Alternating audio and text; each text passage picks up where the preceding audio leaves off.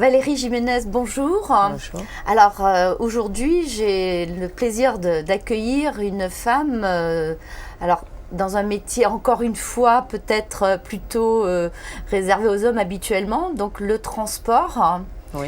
Et alors, et en plus à vous voir, on vous imagine pas titulaire d'un permis poids lourd et derrière conduire un gros, voilà.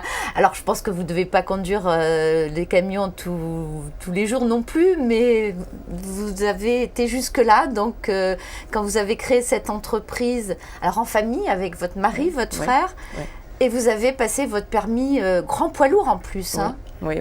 Bravo. Alors ça, je suis admirative. Hein. Nous avons commencé en fait en 96, nous étions 3, donc mon mari, mon beau-frère et moi-même. Et moi j'étais en remplacement en fait, puisqu'il conduisait un le jour, un la nuit. Et moi je venais souvent en soutien et je prenais le volant régulièrement au début. Maintenant c'est vrai qu'en fait je le prends par plaisir parce que j'aime conduire. Donc quand il y a un nouveau camion, ou on a un camion américain aussi, donc là j'aime bien l'essayer. Des beaux camions là. Alors qu'est-ce qui vous a amené justement à entreprendre dans le transport? Je crois que ça a été un peu par hasard, puisque moi j'étais je voulais aller dans le médical, donc c'était pas du tout, non du tout. Mais j'aime les gens quand même, donc ça a quand même contribué. Mon mari n'était pas là-dedans non plus, il était mécanicien. Et puis il a eu l'opportunité de se faire embaucher en tant que conducteur. Et puis par la suite, en fait, on a eu l'opportunité de s'installer. Et là, vous n'avez pas repris, donc vous avez créé de but en blanc. De toutes pièces, oui. On était 3. Et nous sommes 90 salariés maintenant. Oui, 190 salariés. 190, oui. Bravo, c'est un beau développement. Puis j'ai vu aussi que vous avez un parc de camions assez impressionnant. Donc c'est une belle entreprise. Oui. Les investissements doivent être énormes. Oui, c'est énorme. Nous avons 300 cartes grises, tout confondu, c'est-à-dire tracteurs et semi-remorques et véhicules légers. Donc en fait, ça fait à peu près 150 tracteurs et 140 semi-remorques et une vingtaine de véhicules légers. Alors, quand vous avez démarré, donc vous avez apporté vos économies pour les premiers financements. Oui.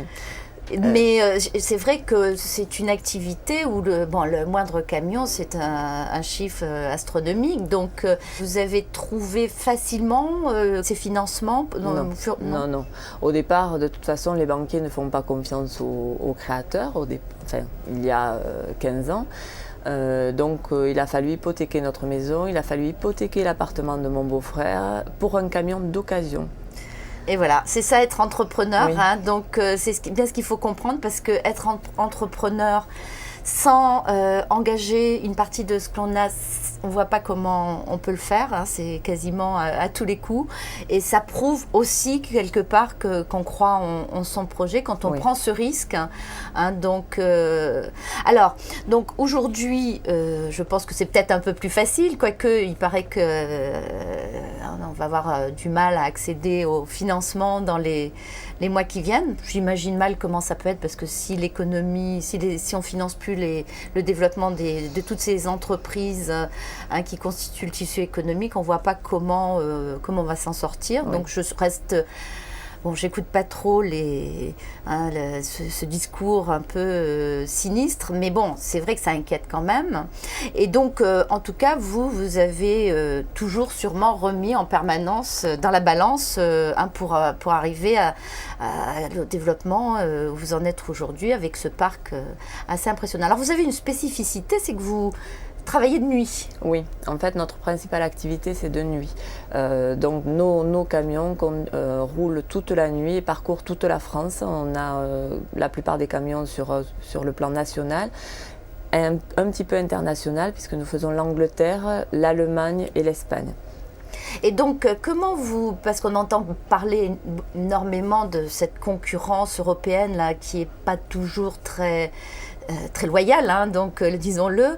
Comment vous l'avez vécu? Vous avez dû apporter des nouveaux services, ou simplement votre notoriété fait que vous avez peut-être la qualité aussi de service, hein, parce que le transport c'est vital, hein, quand c'est just in time, hein, donc alors est-ce que ça vous Ça vous a perturbé pendant un temps, cette concurrence des pays européens dans le transport, ou vous avez gardé vos marques et...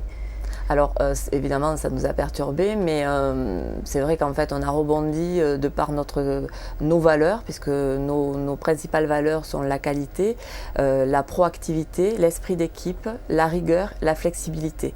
Donc en fait nous avons réussi à nous différencier par ces qualités et surtout anticiper les besoins du client. Donc ça c'est important, et pour l'instant les pays de l'Est ne savent pas le faire, surtout en fait d'un point A à un point B en fait en France. Un exemple, Toulouse-Paris aller-retour. Les pays de l'Est, pour l'instant, ne savent pas faire. Donc ça vous laisse une bonne marge de manœuvre. Mais je crois que bon, la qualité de service dans le domaine de la logistique, c'est vital. Hein. Surtout qu'il y a de plus en plus de sites de commerce électroniques, et la livraison, elle doit se faire dans les délais. Donc, alors, travailler de nuit pour une femme. C'est pas facile, mais je suppose que vous êtes organisé, Oui, donc il a fallu s'organiser, effectivement. Vous avez eu à prendre la route de nuit en dépannage Voilà, en dépannage, j'ai pris la route de nuit. Ce que je faisais au départ aussi, c'était des livraisons pour Chronopost. Donc c'était de 5h du matin jusqu'à 13h. Là, en fait, on se téléphonait avec mon mari en disant voilà, tu arrives, je repars, parce que ma fille avait 8 mois à l'époque. Mon fils avait 6 ans et demi. Et il fallait les amener à l'école, l'un à l'école, l'autre à la crèche. Donc on se croisait sur la route pour s'échanger les enfants. Et donc on a fait ça je l'ai fait pendant 6 mois. Et au bout d'un moment, je ne pouvais plus tenir, parce qu'en fait, je me couchais quand même à minuit, entre minuit et 1h du matin, pour pouvoir faire la comptabilité. En plus, voilà. Oui, en plus. Voilà, parce que nous faisons dans la société, en fait, j'ai formé là maintenant des filles, évidemment, j'ai délégué, mais nous faisons toute la comptabilité, les salaires.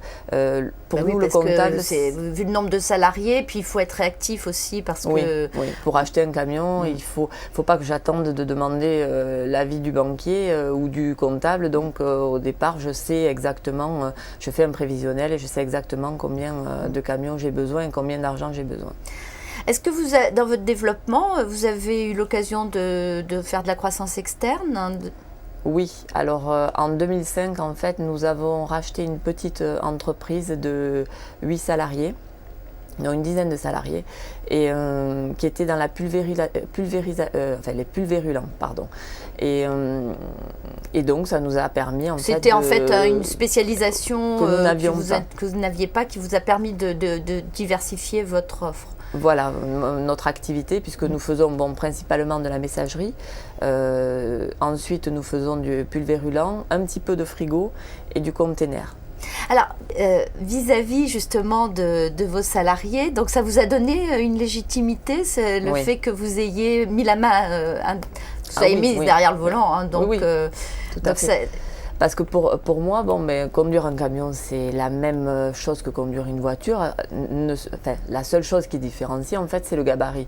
Il y a pas mal d'angles morts. Mais il paraît que les femmes, on n'a quand même pas la même appréhension de l'espace que les hommes. C'est vrai, mais je pense que là-dessus, on est beaucoup plus souple en conduite. Nous avons pas mal de femmes dans l'entreprise en conductrice. Ah, vous avez, donc c'est ce que j'allais vous demander. Oui. Donc, et donc, nous avons 11 femmes tout confondues, dont 6 qui sont conductrices.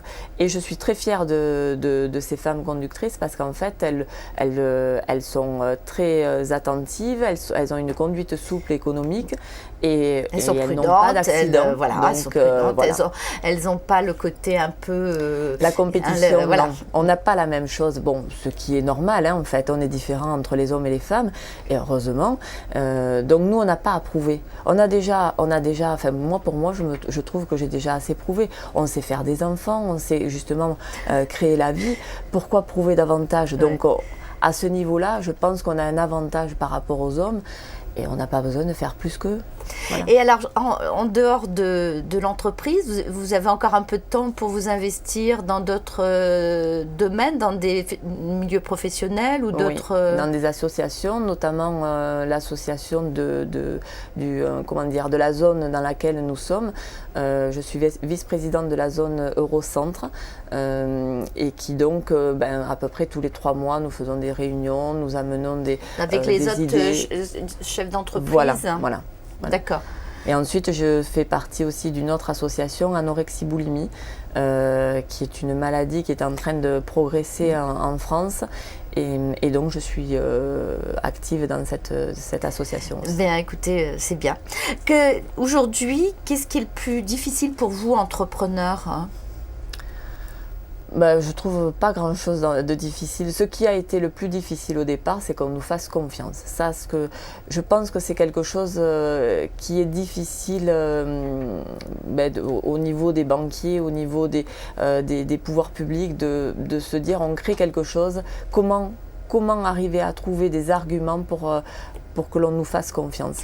Et donc avec ce nombre de salariés, je suppose que vous devez avoir des délégués syndicaux? Oui, on a un délégué syndical, on a un CE, on a un CHSCT. On a fait tout ça avant justement que ce soit obligatoire. Voilà. Donc, on a un PEE, on a justement, on a la prime à l'intéressement. Vous avez mis en place donc effectivement des outils de motivation avant que ce soit obligatoire, puisque j'ai un caractère en fait où j'ai horreur d'être obligé à faire quelque chose. Alors vous le devancez, voilà, c'est une façon de faire. Ben oui.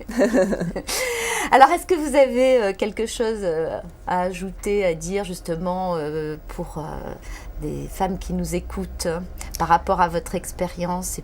Moi je pense qu'il faut, pour arriver, il faut d'abord avoir la conviction de ses idées, être persévérante, parce que ça, il faut de la persévérance pour y arriver. Si on n'arrive pas à rentrer par la porte, il faut passer par la fenêtre, il faut passer par un Velux, mais il faut arriver à rentrer. Si vraiment on est convaincu d'y arriver.